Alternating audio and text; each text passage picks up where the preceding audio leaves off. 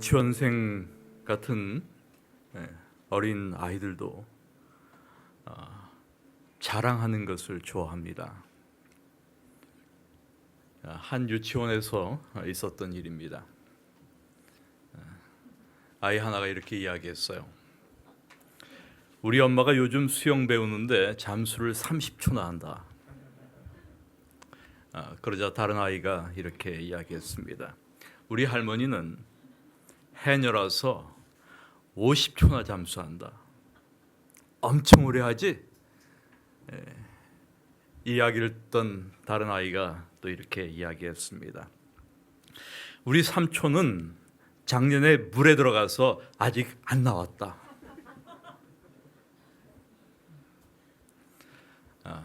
여러분, 자랑하는 것, 이것은 아이나 어른이나 모든 인간의 본능이 아닌가, 이런 생각이 듭니다.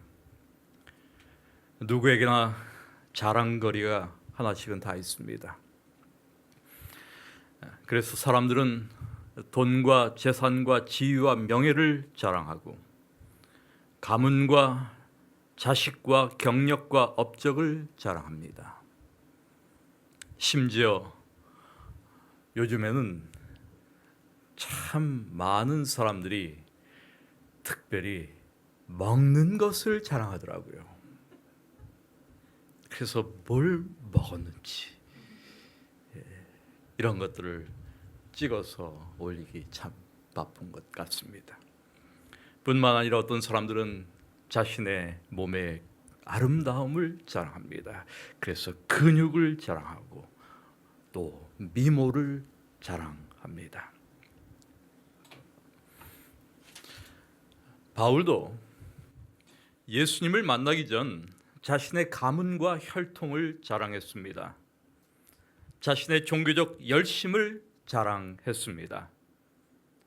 그러나 바울은 예수님을 만난 뒤 그의 모든 육신적 자랑이 예수 그리스도의 십자가로 바뀌었습니다. 그래서 갈라디아서 6장 14절의 말씀을 통해서 바울은 이렇게 이야기합니다. 그러나 내게는 우리 주 예수 그리스도의 십자가 밖에는 자랑할 것이 아무것도 없습니다. 바울은 예전에 자랑으로 삼았던 모든 것을 잃어버리기 원했고 그것들을 배설물로 여겼습니다. 이 십자가 때문에 나는 오래전에 이 세상의 온갖 일에 흥미를 잃어버렸다라고 말합니다. 그는 그의 기분이나 상황과 관계없이 이 세상 고락간에 일어난 모든 것을 십자가가 거룩하게 하였다고 고백한 것입니다. 그리고 십자가만을 자랑합니다. 여러분, 왜 바울은 십자가만을 자랑할까? 그 까닭이 무엇일까요? 오늘 이 시간 우리는 바울이 십자가를 자랑하는 그 이유를 함께 생각해 보려고 하는 것입니다. 우리 다 함께 에베소 2장 11절부터 16절의 말씀을 함께 보시겠습니다. 성경 에베소서 2장 11절부터 16절의 말씀입니다. 그러므로 생각하라. 너희는 그때 육체로는 이방인이요 손으로 육체에 행한 할례를 받은 무리라 칭하는 자들로부터 할례를 받지 않은 무리라 칭함을 받는 자들이라. 그때 너희는 그리스도 밖에 있었고 이스라엘 나라 밖의 사람이라. 약속의 언약들에 대하여는 외인이요 세상에서 소망이 없고 하나님도 없는 자이더니 이제는 전에 멀리 있던 너희가 그리스도 예수 안에서 그리스도의 피로 가까워졌느니라. 그는 우리의 화평이시라. 둘로 하나를 만드사 원수된 것 곧 중간에 막힌 담을 자기 육체로 허시고 법조문으로 된 계명의 율법을 폐하셨으니 이는 이 둘로 자기 안에서 한 새 사람을 지어 화평하게 하시고 또 십자가로 이 둘을 한 몸으로 하나님과 화목하게 하려 하심이라. 우리는 이 말씀을 통해서 바울이 십자가를 자랑하는 그 이유가 무엇인지를 깨닫게 됩니다. 바울이 십자가를 자랑한 것은 당연한 일이었습니다. 그것은 십자가의 업적이 그가 지금까지 듣고 보아온 것 중 가장 놀랍고 기이한 일이라 생각했기 때문이었습니다. 여러분, 십자가의 업적이 무엇입니까? 십자가가 무엇을 이루었습니까? 우리가 아는 대로 그리스도의 십자가는 기독교회를 만들어내었습니다.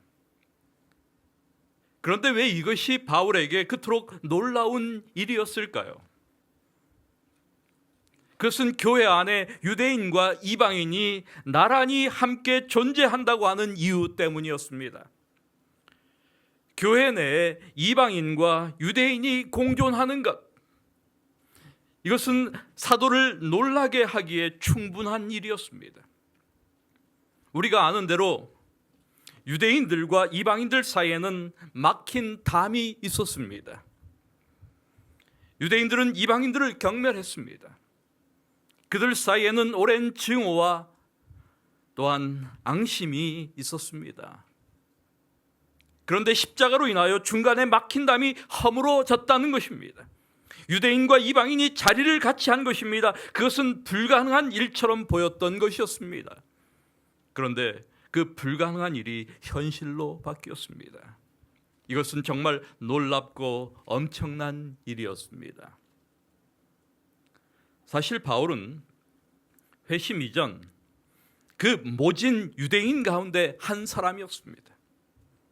그는 유대인으로서 자신이 유대인인 것을 매우 기쁘게 생각했습니다.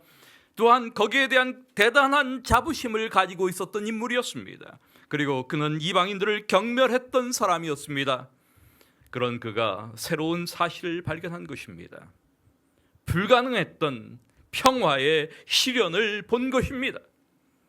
그래서 바울은 그는 우리의 화평이시라라고 말하는 것입니다. 교회 안에서 유대인과 이방인이 한데 모여 동일한 하나님을 예배하고 동일한 한 구주를 자랑하는 새로운 평화로운 한 인류가 탄생한 것입니다. 이것은 그에게 가장 놀랍고도 엄청난 것이었습니다. 그리고 이것이 바울이 십자가를 자랑하는 이유였습니다. 여러분, 오늘 우리가 사는 이 세상은 긴장과 분열이 가득하고 분쟁과 전쟁의 위협이 꽉 찬 그런 세상입니다. 불행과 아픔이 가득한 세상입니다. 폭력과 강포함이 충만한 세상입니다. 보이지 않는 차별과 계급이 존재하는 세상입니다. 그래서 성경은 늘 이 세상을 악한 세상이라고 말합니다. 이것이 갈라디아서 1장 14절을 통해서 바울이 이야기하는 이 세상의 모습입니다. 그분께서 하나님 곧 우리 아버지의 뜻에 따라 이 악한 현 세상에서 우리를 건지시려고 우리의 죄들을 인하여 자신을 주셨다라고 하는 말씀을 통해서 이 세상이 악한 세상임을 바울은 밝히고 있습니다. 여러분, 신문이나 잡지가 그런 말을 하는 것이 아닙니다. 오직 성경만이 그렇게 말합니다. 우리가 살고 있는 이 세상은 악한 곳이다. 이런 이야기를 하는 그러한 어떠한 문서도 어떠한 책도 없습니다. 오직 성경 외에는 그런 말을 하지 않습니다. 우리가 살고 있는 이 세상은 악한 세상이다. 사람들은 때때로 세상에서 일어나는 예기치 않은 일들로 충격을 받는 것 같습니다. 우리도 종종 큰 충격을 받을 때가 많습니다. 사실 아무 신문에서든지 어떤 날짜의 신문이든지 관계없이 우리는 충격적인 뉴스들과 사건들을 얼마든지 찾아 읽을 수가 있습니다. 그렇습니다, 여러분. 실제로 세상은 예기치 못할 그러한 처소가 아닙니다. 세상은 별난 곳도 아닙니다. 세상은 성경이 말하는 대로 이 악한 세상입니다. 오늘날 우리 주변에서 일어나는 수많은 범죄와 비행, 그것은 분쟁과 폭력, 적대와 증오의 표출들 가운데 하나에 불과한 것입니다. 여러분, 사람들 가운데 완전한 평화를 누리며 사는 사람들이 얼마나 될까요? 실질적인 평화와 안온함을 마음속 깊이 알고 있는 사람들이 이 세상에 얼마나 있을까요? 우리 안에 진행되고 있는 다툼은 없습니까? 분쟁과 긴장은 없을까요? 동료나 이웃 간의 갈등은 없습니까? 우리 주변에 보기 싫고 말하기 싫은 사람은 없습니까? 우리는 그런 것이 우리 안에 없다고 부정할 수가 없습니다. 모든 국가들, 우리 사회와 각종 단체들, 그보다 더 작은 단위들 안에도 싸움과 갈등이 상존합니다. 차별과 긴장이 존재합니다. 심지어 가족 내에도 다툼과 원망이 있어요. 의견 불일치와 오해가 존재합니다. 사실 제 자신의 삶 속에서 가장 갈망한 것이 있다고 한다면 그것은 언제나 평화였습니다. 저는 정말 평화가 늘 그립습니다. 저는 이것을 늘 그리워하며 또한 갈망합니다. 그리고 이 평화는 구약에서 말하는 히브리어의 샬롬입니다. 샬롬은 인간의 삶에 필요한 모든 것을 포함하는 포괄적 의미의 평화이며 인간의 내적인 삶의 심오한 평정심을 나타내는 그런 단어입니다. 샬롬. 이것은 단순히 갈등이나 적대감이 없는 소극적 의미의 평화가 아닙니다. 오히려 이것은 구원받은 삶의 총체적 평화이며 화평케 하는 자로서의 통합을 이루는 적극적 의미의 평화입니다. 여러분, 이 시대, 이 세상의, 우리 사회의 분열과 적대의 원인이 무엇일까요? 오늘날 세상에 존재하는 불행의 원인이 과연 무엇일까? 무엇 때문에 비극과 고통과 불화가 존재할까? 이 모든 의문들에 대한 적절한 하나의 답변, 그 대답은 중생하지 못한 인간의 마음이 지닌 자기 자랑입니다. 그보다 더 적절한 답변이 없습니다. 유명한 성자가 있었답니다. 그에게는 형제가 있었는데 그 형제도 하나님 앞에 헌신한 사람이었습니다. 이 성자를 넘어뜨리기 위해 마귀들이 온갖 방법을 다 썼습니다. 돈과 여자와 명예 등으로 유혹했지만 절대 넘어가지 않았습니다. 그때 마귀 대장이 성자에게 가서 딱 한마디 했더니 성자의 얼굴색이 확 변했습니다. 뭐라고 말했을까요? 그것은 이런 이야기였습니다. 내 동생이 교회의 주교가 되었다. 여러분, 이것이 인간의 본성입니다. 왜 시기와 다툼이 있습니까? 교만하기 때문이죠. 사람들은 누구든지 존경받고 칭찬받고 대접받기를 원합니다. 다른 사람이 자신보다 많이 칭찬받고 존경받는 것을 견디지 못합니다. 똑똑한 사람일수록 남에게 지지 않으려고 합니다. 세상 사람들만 그런 것이 아닙니다. 교회 안에서도 독한 시기와 다툼을 할 때가 많습니다. 성경의 처음 책 창세기는 타락한 인간 역사를 기록하는 첫 장에서 형제가 형제를 살해한 쇼킹한 이야기를 기록하고 있습니다. 우리가 아는 대로 가인이 동생 아벨을 살해했습니다. 그런데 왜 가인은 그런 일을 저질렀을까? 그 이유는 아주 간단합니다.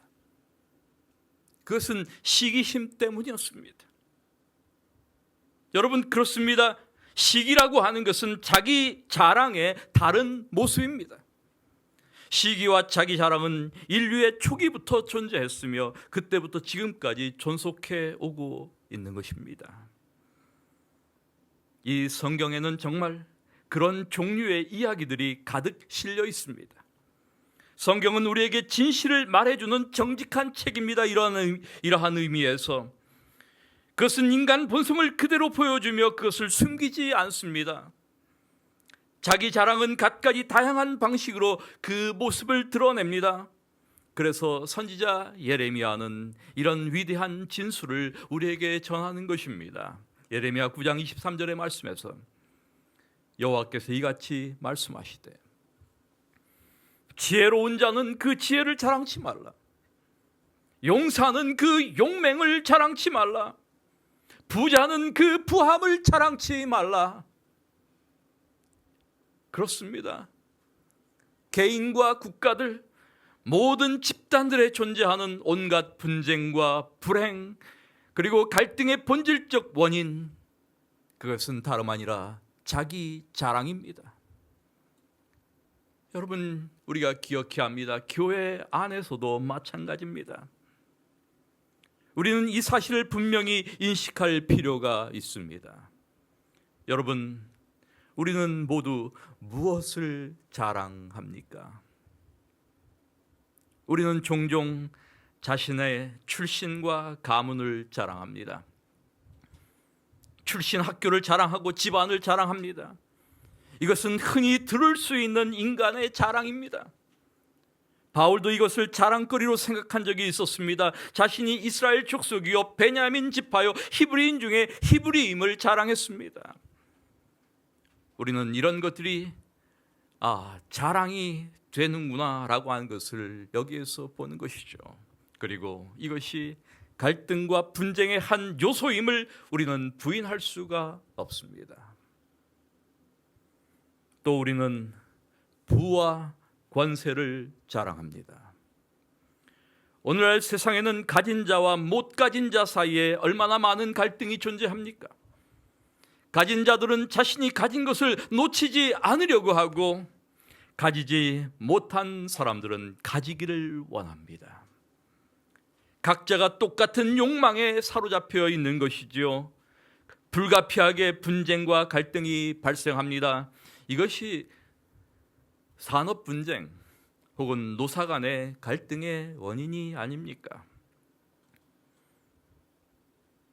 이 권세라고 하는 것, 소위 파워, 힘, 권력도 정말 기이한 것입니다.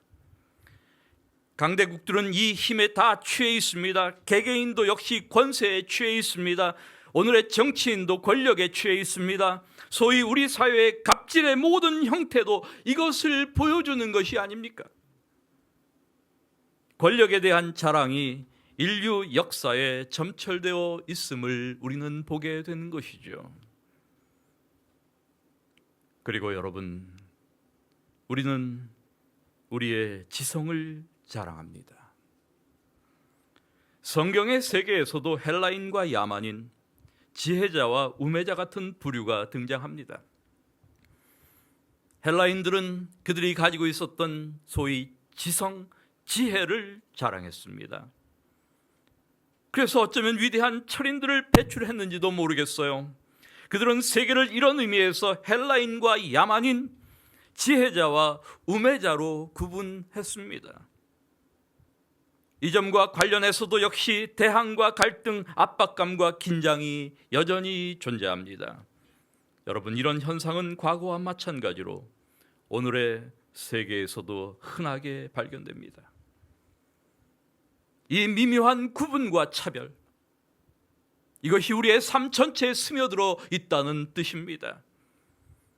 그래서 학교에는 학생들을 등급으로 나눕니다.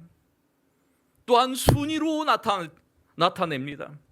바로 이런 모든 현상들, 이것들은 가족 내에서조차 비난과 다툼을 일으키고 시기와 질투의 원인이 되곤 합니다. 이런 상황을 치유할 수 있는 것이 과연 존재할까? 이런 차별과 분열과 갈등을 해소하고 대통합을 이룰 수 있는 그런 방법이 과연 존재할까? 오늘날 세상에 이런 상황을 치유할 수 있는 어떤 것도 사실 알려진 것이 없습니다. 저는 이 사실을 아주 힘주어 역설하지 않을 수가 없습니다. 이 세상에는 이 현실을 타개할 수 있는 어떠한 방법도, 어떠한 치유책도, 어떠한 해결책도 없다. 여러분, 그 증거가 무엇일까요? 현재 이 세계의 상황 자체가, 바로 우리의 삶의 상황 자체가 그 증거라고 생각합니다. 그런 해결책이 있었더라면 이런 상황은 생기지 않았을 테니까요. 사랑하는 우리 믿음의 가족 여러분, 세상은 평화를 만들 수 없음을 우리는 기억해야 합니다. 세상이 할 수 있는 일이란 고작 전쟁을 종식시키거나 적대 행위의 일시적 중단 정도입니다. 세상은 평화를 낳을 수가 없습니다. 자기 자랑의 정신이 인간의 본성에 깊숙이 자리 잡고 있기 때문입니다. 세상에 알려진 어떤 것도 이 문제를 해결할 수가 없습니다. 과거에도 그랬고 현재도, 그리고 미래에도 세상은 평화를 생산할 수가 없습니다. 세상은 결코 중간에 막힌 담을 헐 수 없다는 뜻입니다. 오히려 세상은 담을 쌓아 평화를 지키려고 합니다. 그래서 이스라엘은 분리 장벽을 쌓았습니다. 미국은 그 국경에 높은 장벽을 또한 쌓았습니다. 세상은 단순히 싸우지 않는 것, 전쟁을 회피하는 것이 평화가 아니라고 하는 사실을 알지 못하는 것입니다. 여러분, 평화는 단순히 전쟁의 부재 상태가 아닙니다. 평화는 그런 소극적인 것이 아닙니다. 평화는 적극적인 것입니다. 성경이 말하는 평화, 그것은 다름 아니라 샬롬. 이것은 사랑과 동정의 충만함이며 이해와 용납을 통한 진정한 연합을 의미하는 그러한 단어입니다. 그것은 막힌 담을 헐어서 찾아오는 평화라고 하는 뜻입니다. 세상은 이에 대해 아무것도 알지 못합니다. 세상은 이것을 만들어낼 수가 없습니다. 세상에는 단지 평화로 위장된 두려움만이 존재합니다. 위장 평화만이 존재한다는 뜻입니다. 여러분, 평화, 그것은 새로운 자세이며 새로운 이해를 의미합니다. 평화, 그것은 막힌 담을 허는 행위를 수반합니다. 차별의 담, 편견의 담, 신분의 담, 기득권의 담, 중간에 막힌 담을 허는 것, 여러분, 이를 통해 평화가 실현되는 것입니다. 그리고 막힌 담을 허는 것은 자기 희생을 의미합니다. 이것이 그리스도께서 십자가를 통하여 이루신 일이었습니다. 그분의 육체로, 그분의 피로 이루신 것이었습니다. 그러므로 십자가는, 사랑하는 여러분, 위대한 자기 희생의 상징입니다. 위대한 평화의 기념물입니다. 그리고 그런 이유 때문에 바울은 십자가를 자랑하는 것입니다. 어떻게 십자가가 이런 일을 행할까? 사실 그것은 아주 간단합니다. 십자가가 행하는 첫 번째 일이 무엇일까? 그것은 우리에게 우리 자신을 보여주는 것입니다. 여러분, 언제나 우리는 우리 자신을 변호하기를 좋아합니다.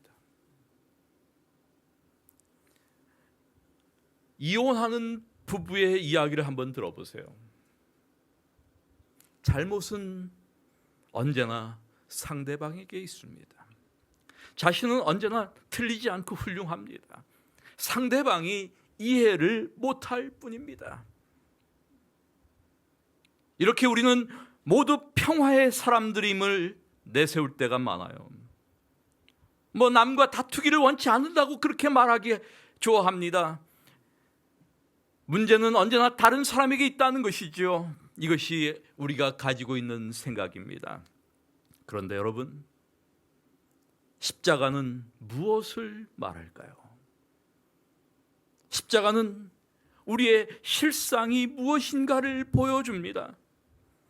여러분, 그리스도는 인간이 자신을 구원할 수 없기 때문에 이 땅에 오셨습니다. 인자에 온 것은 잃어버린 자를 찾아 구원하려 하심이다 라고 예수님께서 말씀하셨습니다. 그러므로 우리가 십자가를 볼 때 주님은 우리에게 이렇게 말씀하시는 것입니다. 너는 자랑할 것이 아무것도 없다. 십자가는 우리가 세상에서 소망도 없고 하나님도 없는 완전히 잃어버린 자이므로 주님이 하늘로부터 내려와야 했다고 하는 그 사실을 우리에게 말해주는 중요한 심볼입니다. 그래서 십자가는 우리의 이러한 곤고한 실상을 보게 하는 것이죠. 이러한 진리를 깨달은 드와이트 무디는 이렇게 말했습니다. 어떤 사람이 밤낮 자기가 얼마나 좋은 사람인가를 이야기할 때 그가 하나님으로부터 얼마나 멀리 떨어져 있는 사람인가를 곧 분별할 수 있을 것이다. 내가 참 좋은 사람이야. 난 아주 괜찮은 사람이야. 우리가 이렇게 이야기할 때 내가 얼마나 하나님으로부터 멀리 떨어져 있는가, 그것을 분별할 수 있다라고 한 말입니다. 여러분, 이것이 우리가 십자가를 통하여 깨달아야 할 중요한 진리입니다. 십자가를 통해 우리의 참 모습을 볼 수만 있다면 우리는 정말 겸손한 사람들이 될 것입니다. 이렇게 십자가로 자신의 실상을 들여다볼 때 십자가는 우리에게 다른 사람에 대한 진실을 보여줍니다. 다른 모든 사람들 역시 그리스도께서 위하여 죽은 고귀한 영혼들임을 우리로 하여금 깨닫게 만들어주는 것입니다. 부유하건 가난하건, 학식이 높고 낮건 차별 없이 많은 하나님의 사랑을 보는 것입니다. 이렇게 십자가는 우리 모두가 똑같은 하나님의 은혜가 필요한 존재임을 가르쳐 주는 것입니다. 우리 모두를 같은 위치로 낮아지게 만드는 것입니다. 여러분, 이것이 그리스도의 십자가입니다. 그러므로 우리에게 자랑할 것이 없음을 발견합니다. 우리의 출신, 우리의 소유 지성이 어떠하든 우리는 한 가지로 소망 없던 사람들이었고 하나님도 알지 못했던 사람들이었음을 깨닫게 되는 것입니다. 그리고 우리는 바로 그 십자가에서 우리의 모든 불행과 죄를 지고 가시는 구주 되신 예수 그리스도를 보는 것입니다. 이 점이 그토록 놀라운 것입니다. 그래서 바울은 내게는 우리 주 예수 그리스도의 십자가밖에는 자랑할 것이 아무것도 없습니다라고 고백하는 것입니다.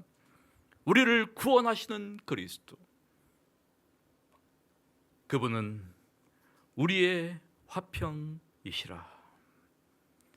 그런즉 자랑할 때가 어디뇨? 있을 수가 없느니라. 바울은 이렇게 십자가의 그리스도만이 우리가 이 세상에서 화평을 얻을 수 있는 유일한 길임을 밝히고 있는 것입니다. 여러분, 우리는 죄에 있어서, 실패에 있어서 스스로 어쩔 도리가 없다는 점에서, 희망이 없다는 점에서 똑같은 존재들입니다. 그런데 우리는 다 함께 유일한 구주이신 그리스도를 믿게 되었습니다. 우리는 동일한 죄의 용서를 받았고 한 가지로 하나님의 자녀들이 되었습니다. 하나님의 은혜로 우리는 동일한 신적 생명을 공유하며 동일한 영광의 소망을 가지고 동일한 하나님께 감사와 찬미를 올리며 기쁨과 영광으로 하나님께 나아갑니다.